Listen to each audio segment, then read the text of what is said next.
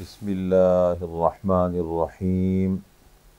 सीरत तय्यबा का सिलसिला हमारे यहाँ जारी है और अल्हम्दुलिल्लाह बहुत संजीदा तबका उसमें शरीक हैं, मर्द हज़रात ख़वातीन हैं और अल्हम्दुलिल्लाह मक्की दौर शुरू है इस वक्त।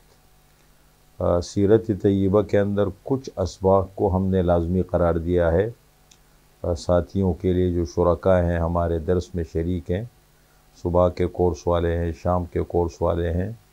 कुछ असबाब को हमने लाजमी करार दिया है। कोर्स मुकम्मल होने के बाद हमारे जितने भी दर्स के शुरका हैं उनको ये असबाब भी याद हों या ये मज़ामीन है ये उनको याद होने चाहिए।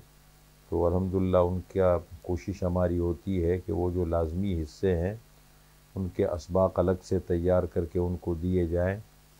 तो जितने लाजमी हिस्से हैं उसमें से एक अहम हिस्सा सीरत का वो ताइफ़ का वाक़या है और ख़ुसूसियत के साथ ताइफ़ से वापसी पर जो आप सल्लल्लाहु अलैहि वसल्लम ने जो दुआ की है, तो आप सल्लल्लाहु अलैहि वसल्लम की दुआ है वो बहुत अहम दुआ है और बड़ा मुजर्रब नुस्ख़ा है।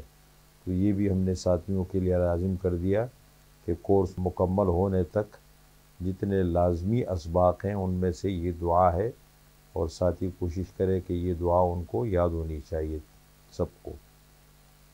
शाअबी अबी तालिब के बाद जब आप सल्लल्लाहु अलैहि वसल्लम का, मुसलमानों का और आपके जो साथ देने वाले थे बनु हाशिम में से, तो उनका बाइकाट किया गया। 10 साल तक बाइकाट रहा। शाअबी अबी तालिब में आप सल्लल्लाहु अलैहि वसल्लम, आपके साथ आपके चचा अबू तालिब थे, मुसलमान थे और बनु हाशिम के लोग जिन्होंने ख़ानदानी तौर पर आपका साथ दिया। तो वहाँ से 10 साल बाइकाट के बाद जब आप सल्लल्लाहु अलैहि वसल्लम निकले तो कुछ ही दिनों के बाद अबू तालिब का इंतकाल हुआ और फिर कुछ दिन गुजरे थे कि हज़रत खदीजा रज़ी अल्लाह ताला अन्हा का इंतकाल हुआ। ये दुनिया में आपके बड़े मज़बूत सहारे थे। ज़ाहिरी असबाब की दुनिया में इनसे बड़ी आपको मदद मिलती थी और बड़ा हौसला मिलता था, सुकून। लेकिन ये दोनों एक के बाद दीगर अल्लाह को प्यारे हो गए। इसलिए सीरत की के इस्तिलाह में या अहली सीर के यहाँ इस साल को आमुल हुज़्न के कहा जाता है। जब अबू तालिब का भी इंतकाल हुआ, हज़रत खदीजा रज़ी अल्लाह अन्हा का इंतकाल हुआ, तो उसको आमुल हुज़्न कहते हैं, गम का साल। फिर उसके बाद आप सल्लल्लाहु अलैहि वसल्लम ने सोचा, काम शुरू किया, तो आपने उसके बाद अलानियत 3 साल दावत दी है बैरून मक्का। आप बाहर तशरीफ़ ले गए हैं, ताइफ़ गए हैं। उसके अलावा जब हज के अय्याम होते थे तो बाहर जाके क़बाइल अरब से मुलाक़ात करते थे, उनसे मिलते थे। तो उन्हीं वाक़यात में से एक अहम वाक़या ताइफ़ का वाक़या है। इस सोच और जहन के साथ आप ताइफ़ गए। ताइफ़ मक्का मुकर्रमा के बाद दूसरा बड़ा शहर था करीब का। वहाँ तशरीफ़ ले गए कि शायद वो लोग मान ले और बात उनको समझ में आ जाए, तो एक मुसलमानों को अच्छा मरकज़ मिल जाए वहाँ पर और वहाँ से हम अपने काम को बेहतर अंदाज में दुनिया के सामने पेश कर सके। तो हज़रत ज़ैद इब्न हारिसा रज़ी अल्लाह अन्हु को ले कर के और आप सल्लल्लाहु अलैहि वसल्लम ताइफ़ तशरीफ़ ले गए। और ताइफ़ में भी आप सल्लल्लाहु अलैहि वसल्लम जब गए हैं 10 दिन आपने वहाँ क़ियाम फरमाया है और मुख्तलिफ़ लोगों से मुलाक़ात की है। सबसे पहले वहाँ के जो सरकर्दा लोग थे, करते दरते वहाँ के मुंतज़िम ज़िम्मेदार अब्द यालील है, मसऊद है और हबीब है, ये 3 भाई थे, वहाँ के ज़िम्मेदार थे। इनसे यके बाद दीगरे मिले लेकिन उनकी तरफ से बड़ा मनफी जवाब मिला, रवैया उनका बड़ा मनफी रहा। उसके अलावा मुख्तलिफ़ लोगों से मिले तो वहाँ का जो जवाब था वो बड़ा मनफी था। बल्कि वहाँ के लोगों ने तो शहर के जो ओबाश लड़के थे उनको आपके पीछे लगा दिया, आपको पत्थर मारने शुरू कर दिए कि इनको यहाँ से निकालें और मुसलसल 3 मील तक आपको पत्थर मारे गए और आप सल्लल्लाहु अलैहि वसल्लम काफ़ी ज़ख्मी हुए। और ये बड़ा दर्दनाक वाक़या है सीरत का।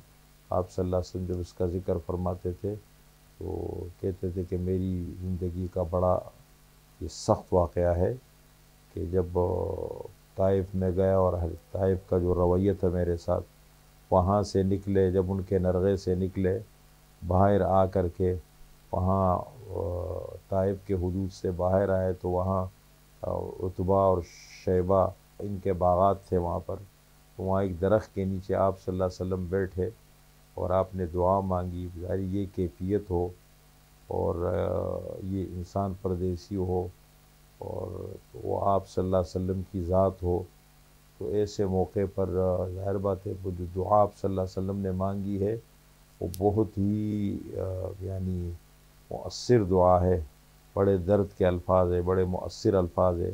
اس لیے ہم نے ساتھیوں کے لیے اس کو لازم قرار دیا ہے کہ ہمارے جتنے بھی درس کے شرکا ہے اس دعا کے الفاظ کو یاد کر لے اور اپنے مشکل زندگی کے حالات میں تکلیف وغیرہ میں اس کو ضرور شامل کرے اور اس کو پڑھا کرے۔ بڑا مجرب نسخہ ہے، بڑے برکات ہے اس کے۔ آپ صلی اللہ علیہ وسلم ایک درخت کے نیچے بیٹھے اور یہ دعا پڑھی، اللہم الیک اشکو ضعف قوتی وقلت حیلتی وہوانی علی الناس یا ارحم الراحمین، انت رب المستضعفین وانت ربی الی من تکلنی الی بعید یتجہمنی ام الی عدو ملکتہ امری ان لم یکن بک علی غضب فلا ابالی ولكن عافیتک ہی اوسع لی، اعوذ بنور وجهک الذی اشرقت له الظلمات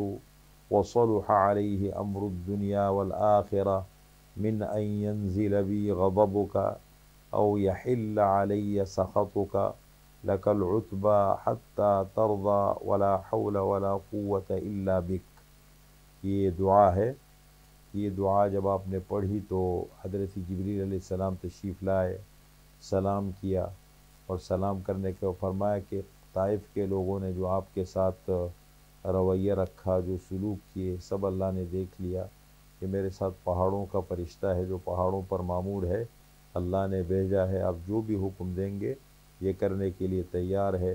پہاڑوں کے فرشتے نے سلام کیا، آپ صلی اللہ علیہ وسلم سے اجازت مانگی کہ اگر آپ اجازت دے تو میں دونوں طرف کے پہاڑوں کو ملا کر کے اور اہل طائف کو بیچ میں پیس دوں، لیکن آپ صلی اللہ علیہ وسلم نے فرمایا کہ اگر ان کو میری بات سمجھ میں نہیں آتی تو ان کی نسلوں تک یہ بات پہنچے، اگر ان کو میری بات سمجھ میں نہیں آتی تو اس کا فائدہ انشاءاللہ ان کی نسلوں کو ہوگا، اور آپ نے منع فرما دیا۔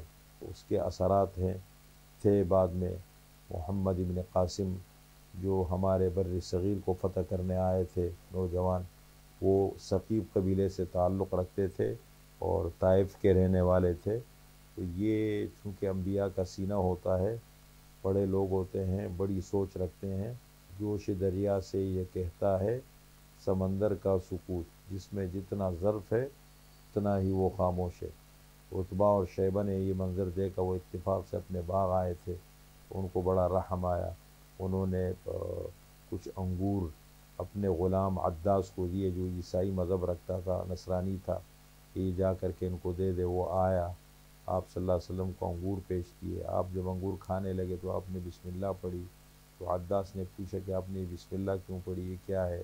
تو آپ نے فرمایا کہ میں اللہ کا نبی ہوں، اور پھر ان سے پوچھا کہ آپ کہاں کے رہنے والے؟ کہنے لگے میں تو نینوا کا رہنے والا ہوں، ملک عراق میں۔ تو آپ صلی اللہ علیہ وسلم نے فرمایا کہ نینوا کا تو مجھے پتہ ہے، ہمارا وہاں تو حضرت یونس علیہ السلام بھی گزرے ہیں جو ہمارے بھائی تھے۔ تو انہوں نے پوچھا آپ یونس کو کیسے جانتے؟ کہنے لگے میں بھی پیغمبر ہوں اور وہ بھی پیغمبر تھے۔ انہوں نے آپ کے ہاتھ کو بوسہ دیا، مسلمان ہو گیا، اور کہنے لگا کہ میں اسی انتظار میں آ کے یہاں بیٹھا تھا کہ نبی آخر الزمان تشریف لائیں گے اور میں ان پر ایمان لاؤں گا، اسی سوچ کو لے کر میں یہاں آیا تھا اور میری ملاقات اللہ تعالیٰ نے آپ سے کروا دی۔ تو یہ بڑا آپ صلی اللہ علیہ وسلم کی زندگی کا ایک مشکل واقعہ تھا ظاہری طور پر آپ کے لیے، تو اس کے بعد دروازے کھل گئے واپسی پر۔ وادی نخل میں جنات، 7 جنات آئے، وہ مسلمان ہو گئے، پھر اس کے بعد 2000 جنات الگ سے آئے، وہ مسلمان ہو گئے، پھر اسراء اور معراج کا واقعہ پیش آ گیا، پھر اس کے بعد آپ کی ملاقات انصار سے ہوئی اور انہوں نے آپ کو مدینہ منورہ کی دعوت دی۔ اس مشکل واقعے کے بعد اللہ تعالیٰ نے دروازے کھول دیے آپ کے لیے، ترقی کے دروازے، کامیابی کے دروازے۔ ایک مشکل واقعہ تھا، تو یہ جو دعا ہے طائف کے موقع پر آپ صلی اللہ علیہ وسلم نے کی ہے، میں اس کا ترجمہ آپ کے سامنے کرتا ہوں۔ اللہم الیک اشکو ضعف قوتی وقلت حیلتی وہوانی علی الناس یا ارحم الراحمین۔ اے اللہ، آپ ہی کے سامنے میں شکایت کرتا ہوں اپنی کمزوری کا اور اپنی تدبیر کی کمی کا اور لوگوں کی نظروں میں کمتر ہونے کا۔ اے ارحم الراحمین، انت رب المستضعفین، آپ کمزوروں کے رب ہیں، وانت ربی، اور آپ میرے رب ہیں، الی من تکلنی، آپ مجھے کس کے حوالے کر رہے ہیں، الی بعید یتجہمنی، کسی بیگانے کے حوالے کر رہے ہیں مجھے جو دیکھ کر مجھے ترشرو ہوتا ہے، ام الی عدو ملکتہ امری، یا کسی دشمن کے حوالے کرتے ہیں مجھے، میرے اختیارات آپ نے اس کو دے دیے ہیں۔ ان لم یکن بک علی غضب فلا ابالی، اے اللہ اگر آپ مجھ سے ناراض نہیں ہے تو مجھے دنیا کی کوئی پرواہ نہیں ہے، ولیکن عافیتک ہی اوسع لی، لیکن آپ کی جو عافیت ہے آپ کی طرف سے وہ میرے لیے سب سے بہتر ہے۔ اعوذ بنور وجہک الذی اشرقت لہ الظلمات، میں آپ کے چہرے کے نور کی پناہ میں آتا ہوں، آپ کی ذات کی پناہ لیتا ہوں جس سے اندھیرے روشن ہو جاتے ہیں۔ وصلح علیہ امر الدنیا والآخرہ، اور دنیا اور آخرت کے تمام معاملات درست ہو جاتے ہیں۔ من ان ینزل بی غضبک، اس بات سے آپ کی پناہ میں آتا ہوں یہ کہ آپ کا غصہ مجھ پر اترے، او یحل علی سخطک، یا آپ کی ناراضگی مجھ پر اترے۔ لک العتبیٰ، آپ ہی کے لیے بہترین انجام ہے، حتی ترضی، یہاں تک کہ آپ راضی ہو جائے۔ ولا حول ولا قوت الا بک، نہیں ہے کوئی گناہ سے پھیرنے والا اور نہیں ہے کوئی نیکی کی توفیق دینے والا آپ کے علاوہ، آپ کے سوا۔